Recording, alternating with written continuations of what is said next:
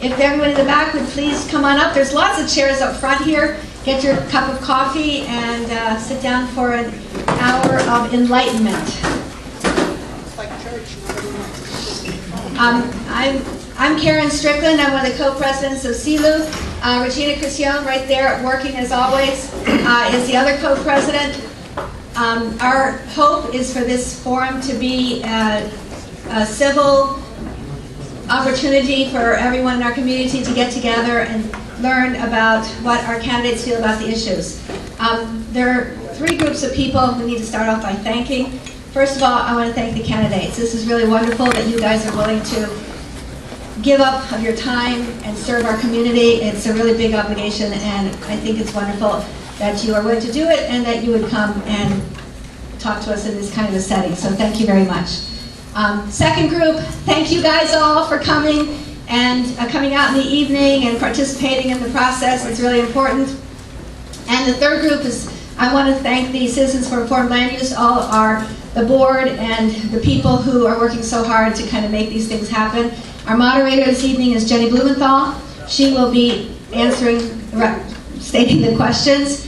The timekeeper is Scott Goldstein. He's also the videographer and our former president, and he is going to be very strict about the timekeeping. One of my main goals for the evening is to make sure that this is very fair and everyone feels like they get the right amount of time. So when Scott holds up the yellow card, that means the speakers have 15 seconds left to finish. Then, when he holds up the red card, that means they have to finish, and Jenny will hit the gavel, and that's it. We move on to the next question.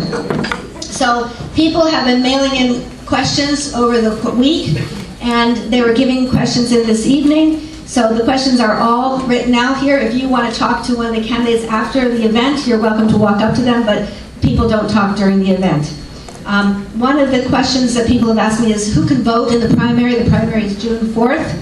So the question is who can vote? All Republicans who are declared Republicans can vote. Also, if you are unaffiliated, you can go and vote in the primary. The voting in the primary will be you declaring that you are going to become a Republican. And then you are a Republican until you choose to become unaffiliated again, which you can do through paperwork. But those are the two groups of people that can vote and are most interested in making this decision tonight. And June 4th, you will decide two of these people become the candidates for the general election on November 5th, and who knows who will be running against then.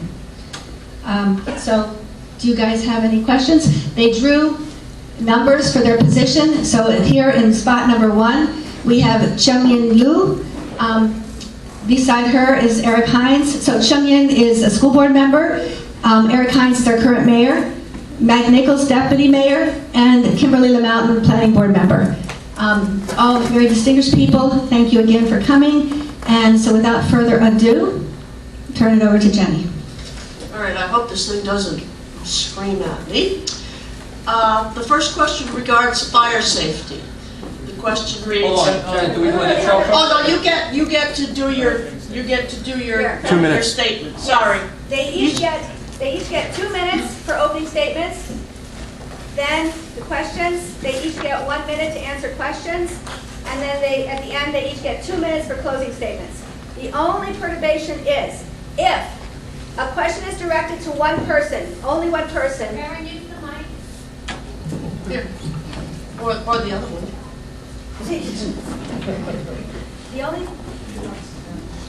The only difference is if a question is directed toward one person, that person gets 2 minutes to answer, but then everybody else gets 1 minute to also respond on that question.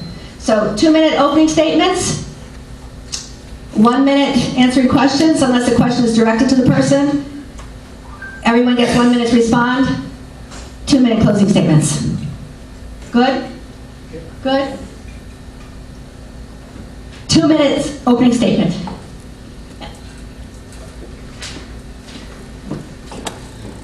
Is that working for her? Is it working?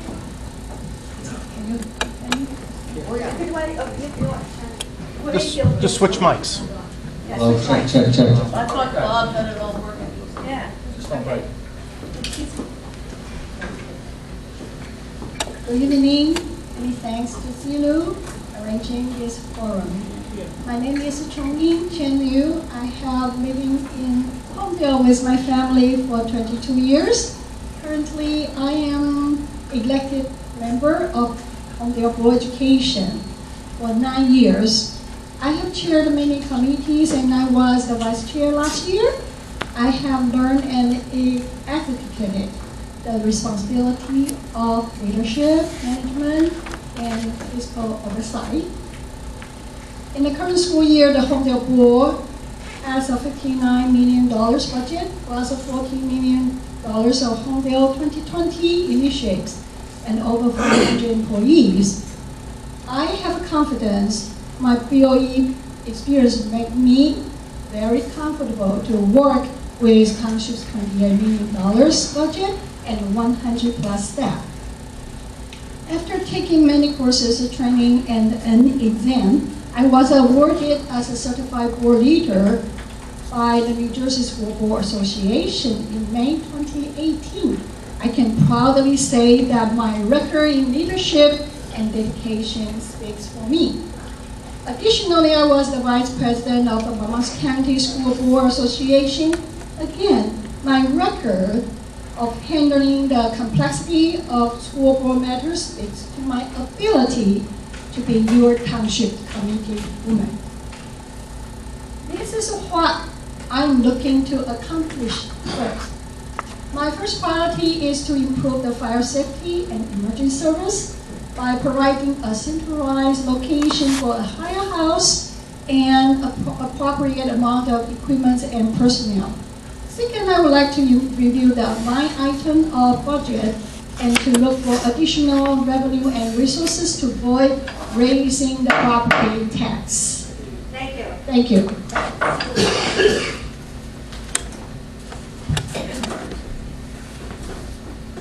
So good evening. I'll start by also thanking Regina and Karen for setting up tonight. I believe I'm the first sitting mayor in quite some time to attend this evening meeting, and I'm excited to be here, so thank you very much. A little bit about Eric Hines. So I was raised here in Monmouth County. I went to Middletown High School North, and outside of 4 years at Villanova, I spent the vast majority of my adulthood in Monmouth County. I was lucky enough to meet a wonderful woman. She was not from Monmouth County, but like I explained to her when we started looking for houses, honey, if you grow up in Monmouth County, you stay in Monmouth County. So fortunately for me, it was the one battle I was going to win. And in 2000, we bought a house here in Holmdel, New Jersey. Today I have 3 beautiful children, Eric, who's a junior, Connor, who's a sophomore, and my little girl, Abigail, who's in 7th grade. On a professional basis, where I spend, well, in theory, should spend the majority of my time, is in Summit, New Jersey, running a wealth management team for Merrill Lynch. I started at Merrill Lynch 21 years ago, and 9 years ago, they gave me the opportunity to open a little small satellite office in Summit, New Jersey. I opened it with 5 financial advisors. Today, we have 23 financial advisors, do over $40 million. On a personal side, I give back to the community in more ways than just being your mayor. For the last 12 years, I've run a charity called Hope for Children. We proudly have helped all surrounding communities in Monmouth County, including Holmdel, partnering with many, many nonprofits in order to make a big difference. When I talk about what I've accomplished here and what I want to accomplish, I think there's 5 categories that I speak of. One is Bell Works. It's the most successful project we've seen in New Jersey in 50 years. It's not easy to get projects done. We got it done. It has put Holmdel on the map. Number 2, preservation. I want to continue to preserve. We did the Cohen Farm. We're going to continue to do more preservation this year. We just announced another 60 acres, and whether it's for environment or finance, it's critical. Number 3, safety, public safety. We went from 36 cops, now 43. We're back on top. We're going to continue to help public and fire. 4 is communication, better communication. And number 5 is community events. Things like community pickup, cleanup, job fairs for kids, fixing the daddy-daughter dance, daddy-daughter sleepovers, and all those good things. That's what I stand for. Thank you. Look forward to a great night.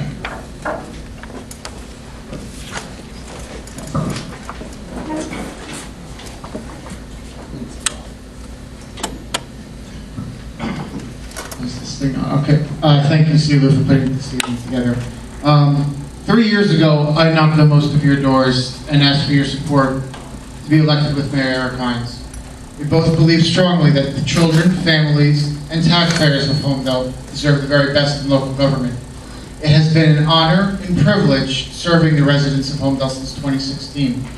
I wish to keep the trajectory of improving our infrastructure, enhancing our recreational and athletic facilities, and most importantly, seeing our vision of public safety implemented to completion.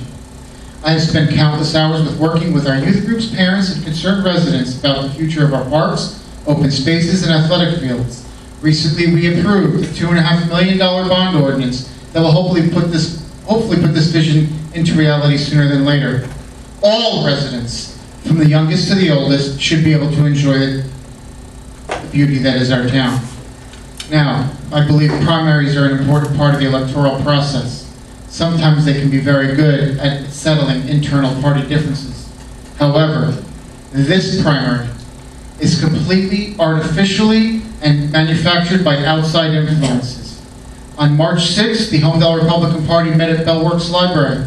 The candidates present that evening were given an opportunity to go before those locally elected officials and explain their visions and reasons for wanting to be a candidate for Township Committee.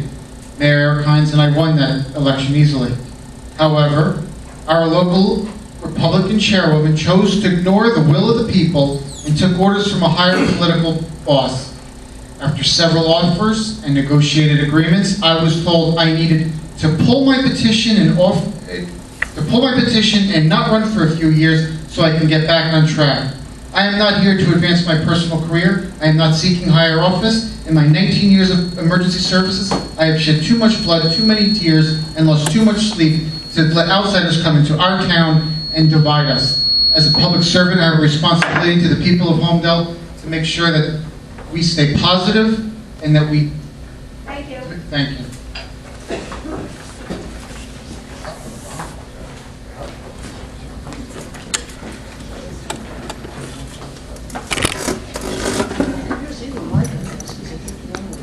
I'm not sure. Yeah. Thank you everyone for coming to join us this evening. Kim LaMountain, who am I? Well, I've been married 21 years to Scott LaMountain, lived in Holmdel for 15 going on 16 years. We've been blessed with 4 fantastic, extremely active children, 2 still in the school system, 2 having graduated the Holmdel school system and adjusted quite well to college life. I've been an attorney in private practice for about 21 years now, with a focus on matrimonial law. What nice. How's that? Better? With a focus in matrimonial law and residential real estate. I also sit as a court-appointed mediator in equity cases. I work as a commissioner appointed by the courts in condemnation proceedings. In the Holmdel arena, I've spent years coaching in the cheer program. I have volunteered for years as a religious education instructor. I've participated in school programs, put together a mock trial program for the grammar school children, and I've sat on the planning board now. I think we're going on about 6 years, currently sitting as vice chair. Why have I chosen to run? The answer is easy. I love Holmdel. It's been great to me. It's been great to my family. I want to bring Holmdel back together. There is a disconnect somewhere. I know how to bring people together and come up with solutions.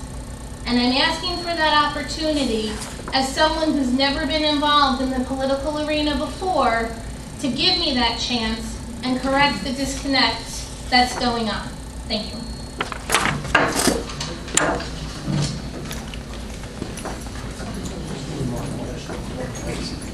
Karen, 2 things. So now, will the questions now go in reverse?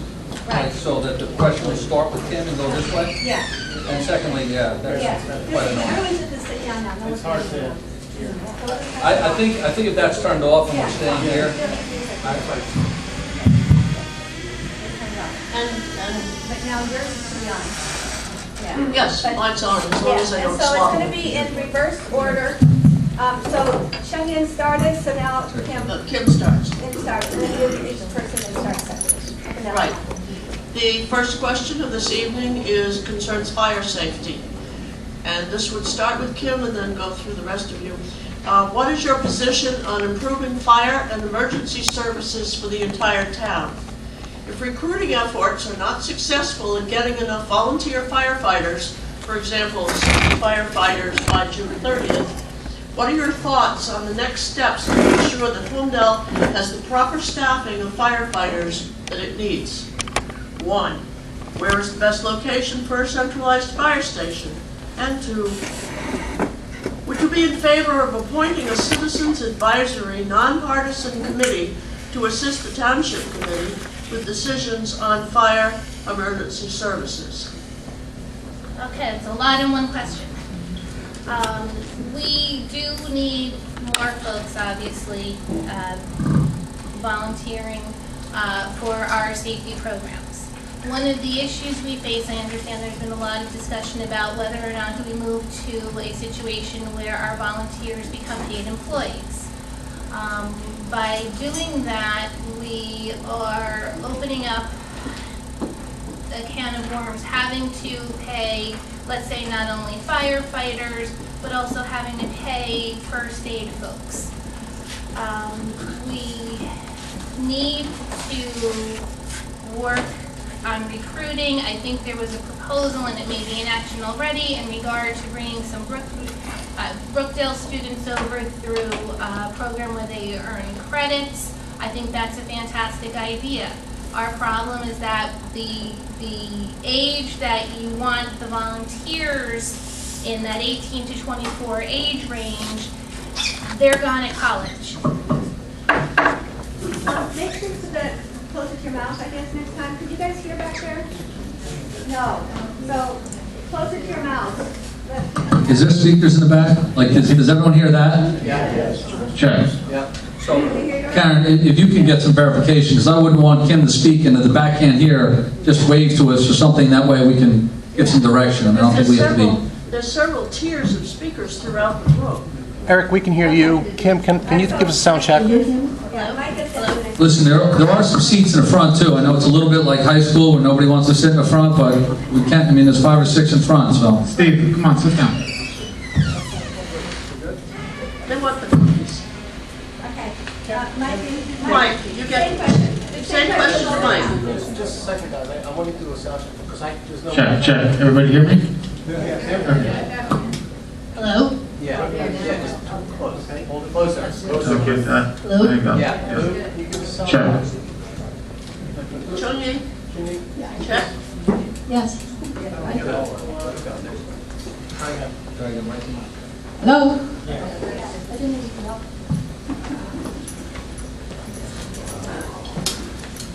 Okay. Fire safety on everybody's mind, real quick. You could write a book answering that question, but real quick. There are 4 types of emergencies that never lack for manpower. The first is CPR in progress or man down. Everybody wants to come out and do CPR. The second is working structure fire. Everybody wants to put the wet stuff on the hot stuff. The third is overturned vehicle with entrapment. Everybody wants to play with the tools. Everybody wants to rescue somebody that's trapped in a car. We always have people out for that. The fourth, anyone want to take a guess what the fourth is? Imminent childbirth. Everyone wants to get the stork pin. Now, the problem isn't getting people out for those types of emergencies. The problem is getting people out for the activated fire alarm at 2 o'clock in the morning in February when it's 5 degrees outside and there's no fire. There's just an activated fire alarm. How do we retain those people? How do we get those people out? The way we do that is we enhance and we give firefighters what they need, the tools they need. We give them incentives. We need to give our firefighters the equipment they need, and we need to make sure that we have a centralized location that works with fire department. Session. Eric? So tonight, right before I came here, I called Chief Farrell and just said, Chief, just remind me again, since January 1, where are we at? We've taken 7 applicants and we have 3 new volunteers already happening. We have another 3 that are coming aboard, so that's 10. We're going to have 10 volunteers added since we made this a focus.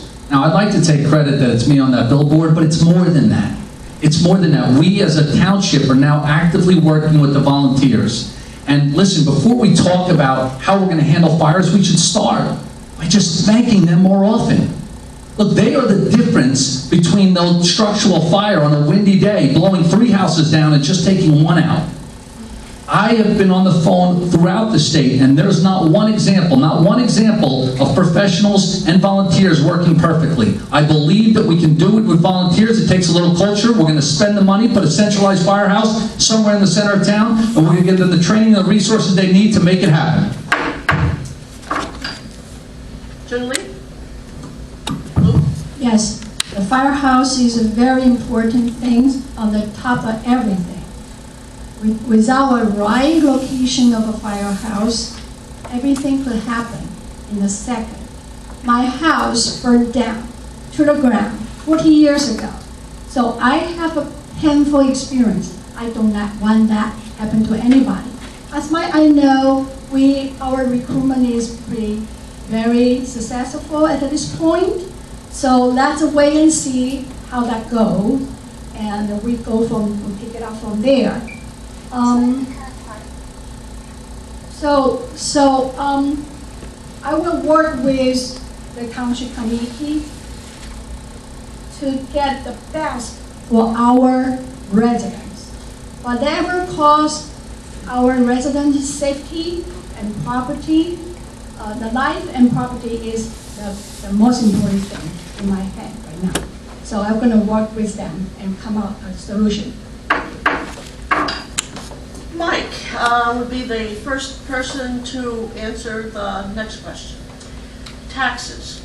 With the high property taxes that we all face and the limitation on SALT deductions, SALT, S-A-L-T, state and local taxes, how can we reduce the total budget of the town, including the Board of Education, in order to reduce our property taxes? And how do you feel about shared services with other towns? Jenny, is that question to everybody? Or was that just? No, it's the next question for, we've changed subjects. I know, but is the question just from Mike? Well, no, we start with Mike. We all get to answer, right? You So all get starts to with Mike. answer, but they Just were 1 minute. starting Okay. with sequential people and going in a moving circle. Okay, so as most of you know, you get your tax bill, 68 cents, I believe, 67% of your tax dollar goes to the schools. The rest of it goes to the municipal budget, and then the county, and then the state. Recently, the Board of Ed just announced a tax increase. I'm sure you all read about it in the news that we're going to see an increase of $263 a year. I believe that the pilot program should be used to offset that increase for full-day kindergarten. And in fact, I'd like to, in an effort to help taxpayers, I would want to propose and suggest a resolution to the Township Committee to adopt and fund full-day kindergarten in our upcoming 2020 budget to try and alleviate any tax increase. The number one reason why people move to this town is for our school system.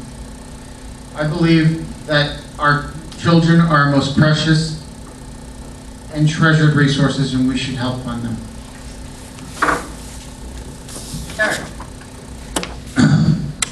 New Jersey is on a spiral. $165 billion in pension debt. We are completely mismanaged. So I'm very proud that Holmdel's the third year in a row will have a 0% tax increase. Now, you have to understand the way taxes work. 66% of your tax dollars do go into the school board. About 13.5 go to the county, and then we have an open space tax both for the municipality and for the county, and then there's a library tax. So at the end of the day, we're controlling 16% of your taxes. And that's to handle all your uniformed police, everyone who's working there.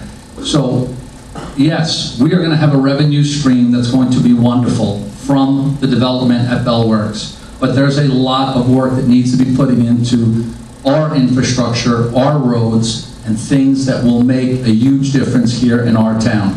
Taxes cannot be taken lightly because of what's coming down over the next few years. You have to understand that when you pay a pension, any salary, you have to multiply that times 1.4. That is the cost of employees. Well, my experience with the shared service with other towns was a wonderful things and is wonderful going. So that will be a another thing I will think about what and how to do the shared service without a town, without a county, to save a bunch of money. Also, the pilot program is coming and getting more. I'm not quite sure at this point how much we can do to the kindergarten program. Maybe the equipment, maybe outside playground, that's kind of infrastructure issue. But I doubt that we can use that for the curriculum, instruction, administrative costs. But we plan for it, and we were doing well with the full-day kindergarten. It's coming September, and then we are looking for it. Kim? As to the question regarding shared services, shared services may very well be an answer for some of the services. Maybe it makes sense, we only have municipal court here a couple of days a week. Maybe it makes sense to share municipal court with another town. In regard to reducing taxes, I don't know that anyone ever reduces taxes. I think what we want to focus upon is maintain what the taxes are. Obviously, if the money's being spent, it's being spent because we need it to be spent. Maybe we can implement programs. Marlboro has Shop Marlboro. You shop at the local businesses and you get some credit against your property taxes. Maybe that's something, now that we have Bell Works and more businesses in town, we can do something, and that'll help all of us, and it will also encourage us to stay local. Excellent. The next question, which starts with Eric, is also about taxes. It appears that pilot payments are starting to be significant. We've been told that we received $1 million in the 2019 budget. Question, do you think residents should get a tax break from these receipts? 2, do you commit as a committee person that the Board of Education will share in these benefits in order to reduce our tax increases? So when you look at the pilot, the first thing I want to say is that it was an incredibly powerful force that really allowed Bell Works to exist. I want to be clear because there's been a lot of comments regarding the pilot. No pilot, no Bell Works. It is that cut and dry. Secondly, it is accredited to all of us. It is less tax money that puts burden on you, whether it be for the municipality or for the school board. But today, the way our form of government works, they're incredibly separate and unique in their own way. So as that money comes in, I do believe that there are a number of projects that, as opposed to borrowing, going out to bond, like we're gonna have to build a firehouse, that's $5, $6, $7 million. So as opposed to borrowing all that money, we use some of the pilot funds. We have spent on average $2 million to fix our roads. Perhaps we take $3 million or $4 million and do a bigger road improvement, and instead of borrowing, you utilize some of the pilot roads. So before we start giving tax breaks, we want to make sure that we're doing all the things we need to do. Minutes, very quick. 15 seconds is shorter. The pilot program is a wonderful thing to give us some extra money to handle it. I'm not quite sure, again, we could use that directly into the BOE for education, instructional purpose or curriculum planning. But I do think we can use a pilot program money into the maintenance, building and ground, such as the parking lot paving works, such as all the facility, the sports facility, especially that big rocky field. Then we might could use that to do some maintenance situation. So I'm looking into the pilot program money, and hopefully we'll bring down some cost for the BOE.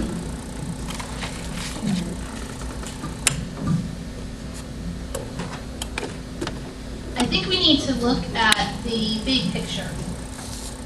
we're told what our annual taxes are. Here's your bill, 16,000, 18,000, whatever it is a year. We get told how the money is divided, but it doesn't matter. It's a fixed number. There's a certain pot of money, and I don't care whether you call it pilot money, I don't care whether you call it tax revenue. There's only a certain amount of money to go around. So when we sit back and we look at the budget for that year, we need to decide, okay, are we going to shift money that we originally intended to be for township to the school budget? At the end of the day, it all has to be paid. What's going to make the most sense? And I think that's the approach we need to take with it. So, pilots have a lot of benefits and they also have a lot of drawbacks. One of the drawbacks is that it affects our schools and it affects our school system, that we don't see some of that money. I do believe that taxpayers of Holmdel should see some relief, and a way to do that is to give it back to our schools in some way, shape, or form. And it's important to make sure that our roads are improved and that some of that money is funneled into the township so we can make sure our town continues to run. But at the end of the day, I think the taxpayers of Holmdel deserve a break. And I don't see any reason for an increase in taxes. Thank you. Okay. I think we've gone the full round on that question, so now the next one, we'll start with you. It relates to recreation. The widely advertised and well-represented public recreation survey indicated that 77% of the population favors the rec money be spent on passive recreation. Only 16% favor investment in synthetic turf fields. Yet just recently, a $2.5 million bond for new synthetic turf fields was inserted into the TC consent agenda. Should not investment in new facilities be made in alignment with the broader public preference and benefit made apparent through the survey? As my understanding, that turf field proposal was tabled, so which means further consideration will take place. So I'm not quite sure we should continue to talk about this at this point. But to my experience with the turf field, everything is good for our children, good for our students, and good for the environmental consideration. I will support. However, when the bring attention, New Jersey School Board Association and the Department of Education ran a very intensive survey about this turf field at the school ground. Right now, we do not have any findings, so which means this issue is very critical. So I would like to wait and discuss for the future if we need to make this as an important investment in our life. As a parent of 4 children who have enjoyed all sorts of sports through the years, I can confidently say that having a turf field helps. And we don't have enough fields here in Holmdel. Anything that encourages these kids to be involved in sports instead of their darn video games, anything that encourages us to come together as a community is a positive. The benefit of having a turf field is that you can play in all sorts of inclement weather. I've heard a lot of discussion, as negative impact these turf fields or negative effects the turf may have. Well, I haven't seen anything that tells me it does have it creates any problem for the kids, any environmental issues. Why do colleges use?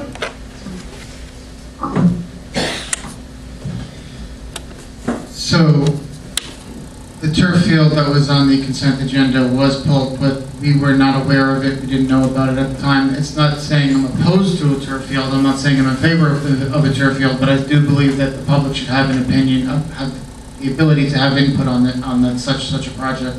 Additionally, there was 27 items that were clearly labeled price does not include. So it wasn't just a $2 million turf field. it was closer to like $3 million because it didn't include the geological work, the engineering, the electrical work, scoreboards, bleachers, or anything else. I'm not opposed to a turf field, but let's have a discussion. In addition to, we also promised HYAA and our rec teams $2.5 million in improvements. I think that we need to have that discussion further. Thank you. First off, that meeting never took place. Never took place because 3 people didn't show up. At the end of the day, we have a crisis in Holmdel. Kids are playing video games, obesity is an issue, and recently I've asked the chief for a report, which he told me 30 times in the last 4 years Narcan had been used to stop heroin. I can't think of a better way than to support our recreation and our athletic departments. Our sports have come a long way. Recreation's come a long way. We've got a long way to go. Turf fields give flexibility. It has rained more in the last few years than I can possibly imagine. Giving our kids a chance to socialize, give them the resources that other teams have, because we are way behind. Way behind.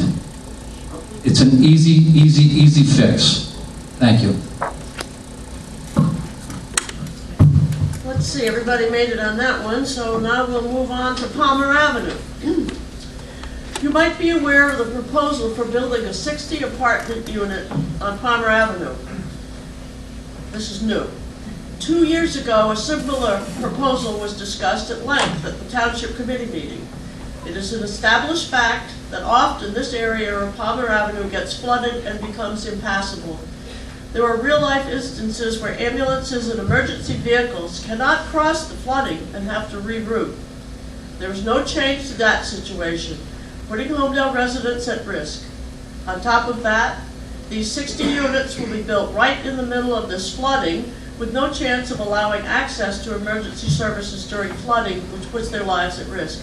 What is your point of view on this situation, and what have you done, and or what will you do? And we start with Kim again. Anything that is going to be constructed goes through our professionals here in Holmdel. They've got to, certain requirements have to be met, safety measures taken, and I think this is a question that is probably left better up to our professionals.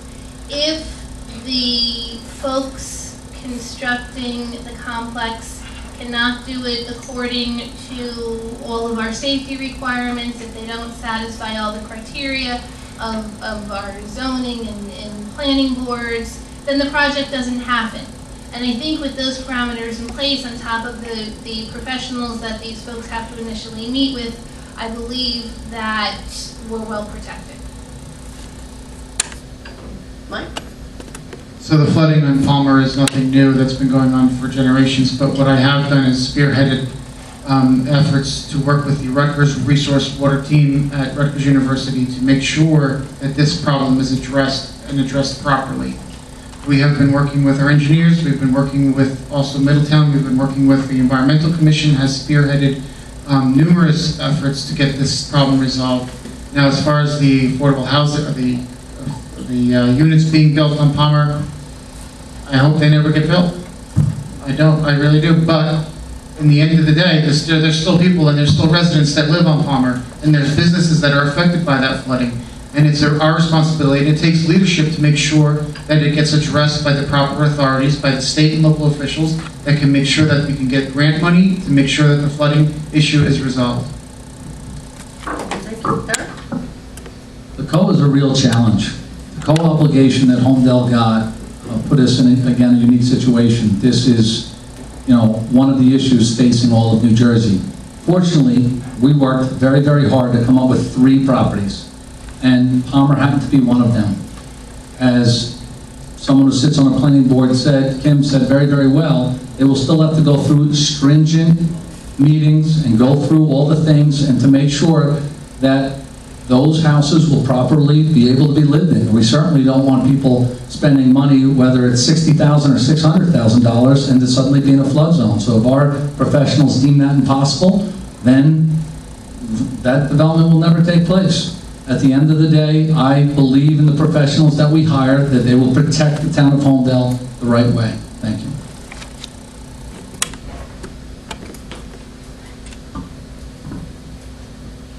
Yes, I will follow the professional experts' suggestion and recommendation how to improve. I was shocked that this question, this problem had been brought up before, and then over the years, still there. So I grew up in a flooding zone everywhere, country. So every time it rain, we have that issue. So besides the professional, I think we need to look into why it caused this, why we cannot fix it. I think we talk a lot, but didn't move into action. So I think we really need our professional expert to tell us, give us a direction how to do it and what. Okay, next question starts with Mike. Again, affordable housing. The recent Board of Ed budget calls for more than $1 million of tax increase. We are now facing another round of affordable housing with significant implications for additional education funding.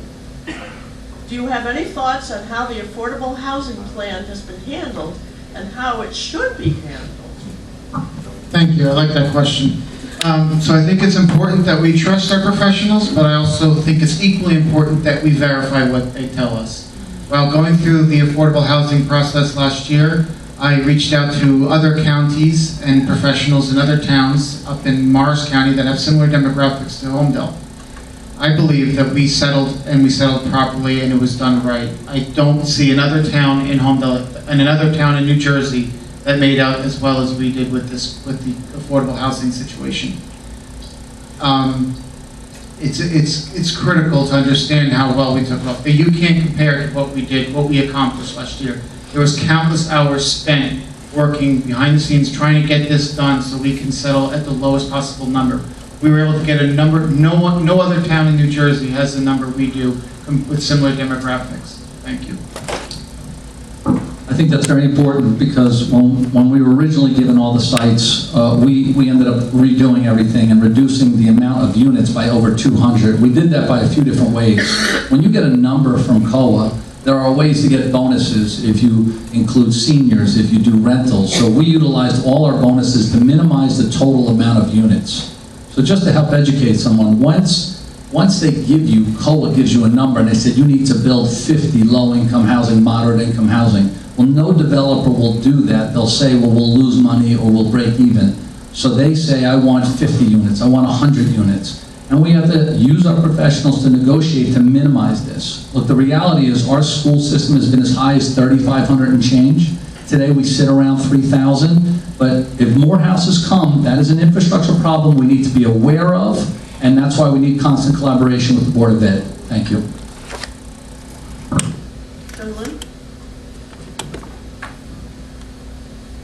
I would like to hand off to our legal team to negotiate a very significant reduced amount of housing unit. Talking about the education, the board education part, we just need to know when it's going to happen, and we plan for that. Planning is very important, just like our kindergarten. You know how many years we've been planning to make that happen? We save the money from here, from there, and we make it happen this coming September. So the same thing, affordable housing, we cannot refuse it. We have obligation to do it. But how are we going to exercise, how to implement that requirement? Be our very careful planning. Thank you. Thank you. Next question starts with Eric. Yeah. Oh, Kim, you wanted to respond? If I could. I just want to say, COA is a difficult issue. It's a constitutional issue. it deals with discrimination. There is no bright line formula. Oh, We I- can't, Sorry, I cheated you. we can't plug numbers into a computer and have it spit out an answer. We have to negotiate and we have to fight for what we believe is the best resolution. And I think the Township Committee did a phenomenal job in achieving the resolution that they did. And I'm thankful for the work that they and the professionals did on it. Okay, this next question starts from Eric. Which other candidate or New Jersey official do you have an ongoing relationship with? Who and what is the nature of the relationship? A question, is that just for Eric? No, I mean, he's just number one, because Okay. as I cycled through. That's No, fine. it'll cycle through all four people. I'll read it again. Define relationship. I love my wife very, very much, and she's in the audience, so I better be real careful here. Look, I grew up in politics. I grew up in Middletown, as I said, as a ninth grader. I can remember that Molly Giamenko, who was once the mayor here, asked me to go door to door, and I did so for, that was Bush 41, back in 1988. At the time, I met Senator Joe Carrillis, who's been a wonderful resource over the years to ask questions to. There's a lot to learn here. I spent 9 years, and I still learn every single day. And that's why I love this. I really, really do. You know, as much as I try to give back and I try to do the best I can, and I love spending time with, whether it's our administrator or other politicians, to learn, because there's a ton to learn. And I would go into this, and I still believe today that there should be term limits. Now, whether or not it's 3 terms or 4 terms or 5 terms, I don't know, but there should be term limits, but it takes a while just to learn everything. There's procedures and ways to do things, so that's my answer for that. This is a very interesting question. This is my first campaign on my position. So during the campaign, I build up a relationship with everybody as much as I can, especially our Holmdel residents. You know, we have Serena, we have Pat, and we have those 2 gentlemen and a few gentlemen sitting there. We all help each other. So I'm not sure the relationship, what kind of relationship, put a definition here. So, but I think is if we are family, we are in the same party, we support each other. Well, in regard to relationships, I've got 4 kids, again, as I indicated earlier, who are all very active. And my husband and I have both been very active in the community, not to mention my parents have been very active in the community, even though they don't live in Holmdel. I have relationships with, my gosh, probably half to 2/3 of Holmdel. If the question is trying to figure out whether we are beholden to anyone, are we calling upon any favors to be up here, I'm absolutely not. I'm here on my own, by myself. I don't owe anybody any favors, and I'm not looking to anyone for any favors. I'm here strictly to support Holmdel. So I started politics when I was 18. I helped Chris Christie run for freeholder in Morris County. I worked through all types of campaigns when I was in college, and when I moved to Holmdel, I became active with the Republican Party. I became friends with all the freeholders, our assembly people, our state senators, and I'm very close. I love Chris Smith. He's become a good friend.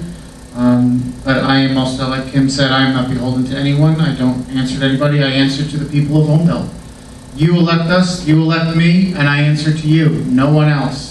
I believe a government of the people, by the people, and for the people. We are not subjects to some political ruler. We are elected officials to represent the people of this town and only this town, no one else. Thank you. Next, I guess we move to you. Public trust. Holmdel Republicans have enjoyed a supermajority on the TC for over 6 years.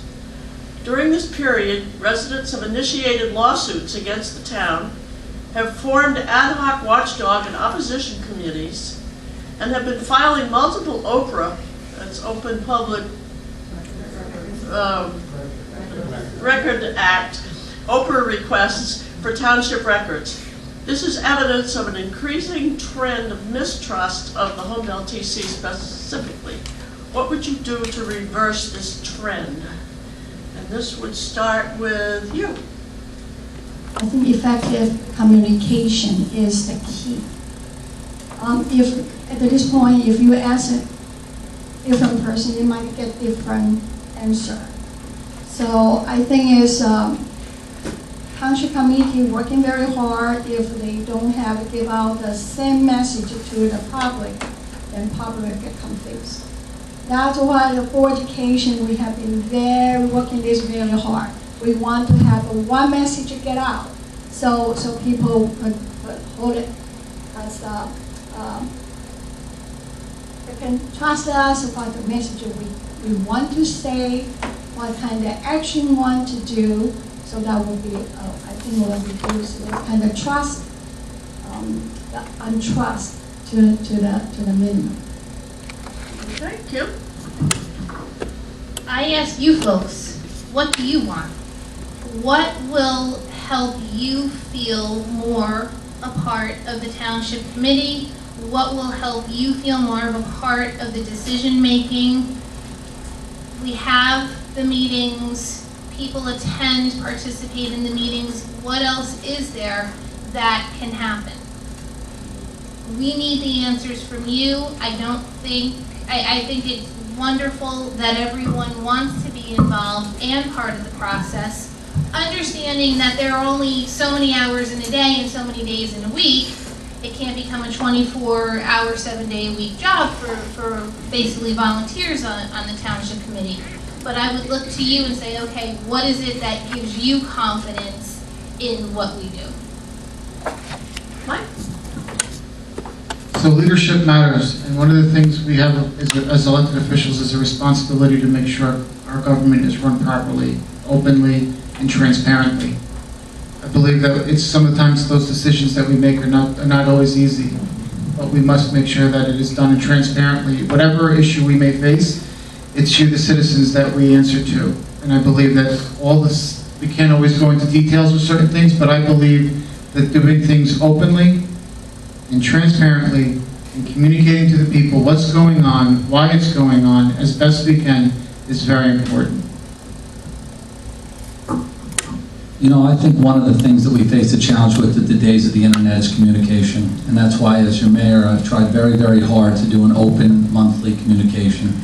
I try to educate as many and as often as I can. I remember one of the first things I did was Government Made Easy as a committeeman, and I went out and I explained to the public how your taxes work.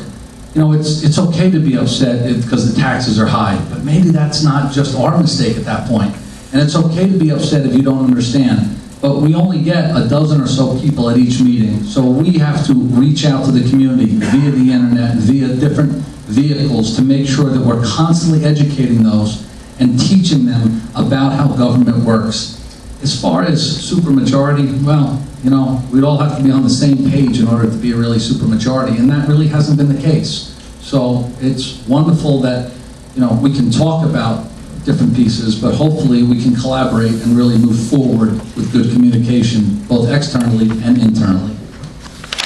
Okay. The next question would start with Kim. Agenda.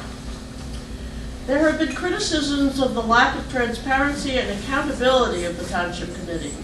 One example is that the agenda for a township meeting is sometimes published less than 24 hours before the meeting.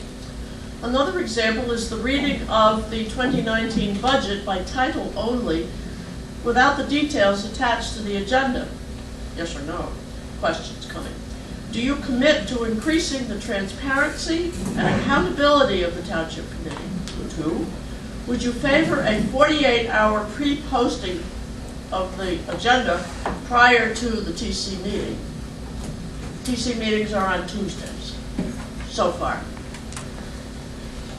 I am not familiar with what gives us the time period for disclosure of the agenda. I am absolutely not opposed to a 48-hour release of it, but I don't know why right now it's 24 hours. So I can't completely answer that question, other than I'd be happy to explore a earlier release of the agenda. Transparency is a huge issue here.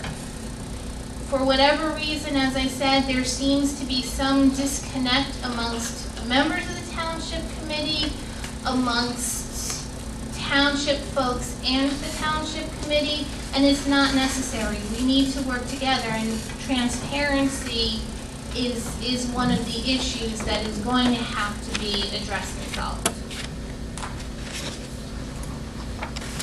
So the way the agenda works is the mayor and administrator set the agenda, and then it gets to the township committee, and then it gets to the public. How I haven't been part of the process in putting the agenda out. I haven't, I get the agenda just a couple of days before the rest of the public. I am in favor of it being put out as soon as possible. Of course, sometimes it's not always possible, but I think it should be put out the sooner the better, and I think that putting it out 48 hours in advance at least it should be done. So one of the challenges in Holmdel that I'm very proud, and I think our administrator's done a great job, is trying to utilize technology. As employees go away, retire, resign, whatever the case be, we certainly want to utilize technology and not always just refill them. Well, recently with our new clerk, she's been helping upgrade how we deliver the agenda. So, I mean, it's so inefficient. For 8 years, I would have a police officer drive the agenda and put it in my mailbox, and I have a hard copy. If I was out on that weekend, I wouldn't even get the agenda till Sunday evening. So now, we're actually utilizing technology. We have an iPad up on the dais. So some of this is just utilizing your technology.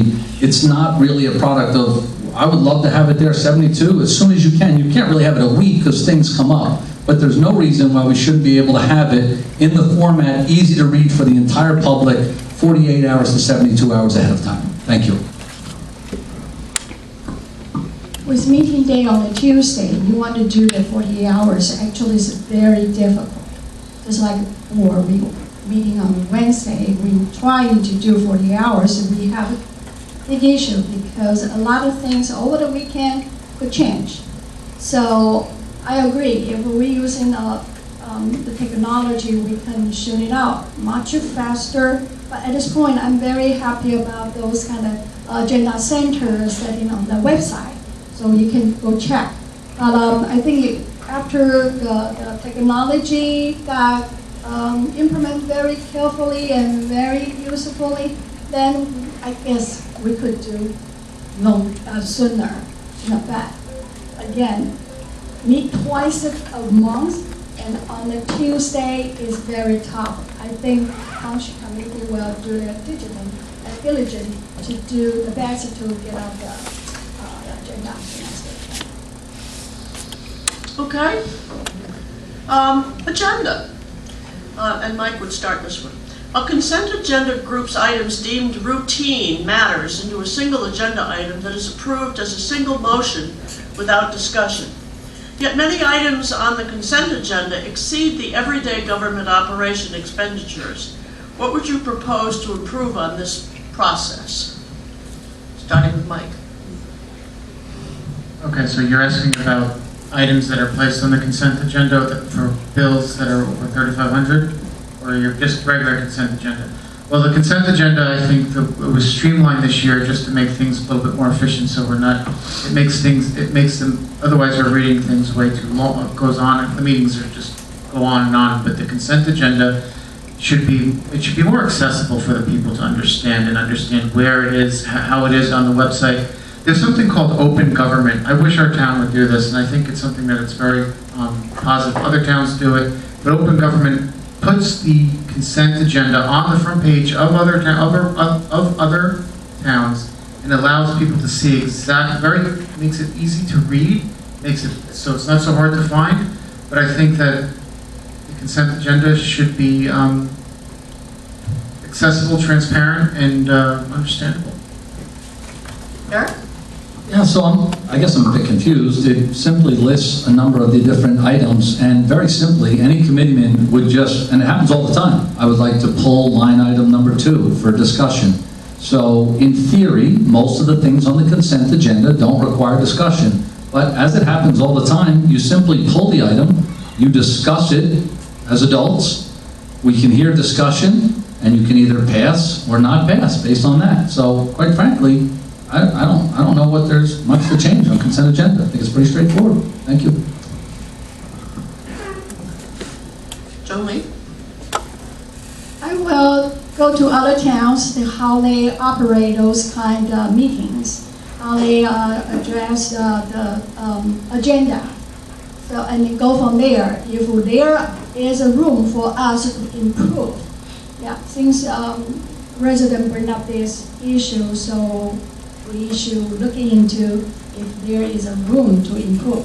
I remember a long time ago, I saw the workshop and the regular meeting a long time ago, but I'm not quite sure how this going now. So how to educate residents, how to read those items, understand the agenda. I think that is part of communication, effective communication should go. I look at this as a question addressing really organization.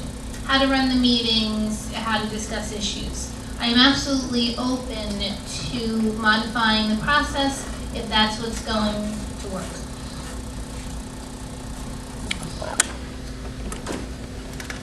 The next question is about the library, and it would start with Eric. Do you believe the Holmdel Library Foundation, set up at the request of members of the Township Committee and/or Township employees and run by residents of Holmdel, should be financially transparent to all the residents of Holmdel? And this is specifically questions to Mike and Eric. Are you aware of how much the foundation has in its fund, and if there are any outstanding bills in connection with the library that we would be obligated to pay to Bell Works? Julia? Jenny, do they each get 2 minutes, or do they each get 1 minute? 2. So the question But is... these 2 questions are specifically to Eric these and- folks. I The don't other think I'm ones going to wouldn't need 2 know the minutes. answer. Okay, yeah, so, look, when it comes to the library, just to remind everybody, as we were going through all the development with Bell Works, one of the things that became apparent is that we had a free lease, but there was going to be a build-out, and it was a substantial build-out. So we were able to negotiate with Ralph. I sat in the room with Ralph myself and was able to work out where he would contribute $1 million, which was wonderful. In addition, afterwards, Ralph really put on a fundraiser for us. He does it once a year and he chooses a charity. I was not part of that library foundation. To the best of my knowledge, that foundation is given $60,000 or $70,000. If I have to make a guess, I would say that they made $250,000 to $300,000 based on the event, and being that I run a lot of events and I know how much they can make. That would be my guess, and I have no idea. I don't sit on that board. I don't run it. I've been disappointed. Recently received a letter from the library requiring some funding, and they're waiting for information from the foundation. So I'm just disappointed that there's not more, funding coming from the foundation. Being that Ralph drove the fundraiser, it should be really simple. Here's the money, but perhaps there's something that I don't understand. Thank you.